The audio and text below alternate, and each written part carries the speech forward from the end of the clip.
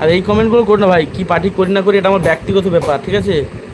রাজনীতি রাজনীতির জায়গায়, আর চ্যানেল চ্যানেলের জায়গায়। খেলার চ্যানেল, সবাই খেলা দেখতে ভালোবাসো, খেলা দেখবে, এরকম প্রশ্ন কখনো করবে না।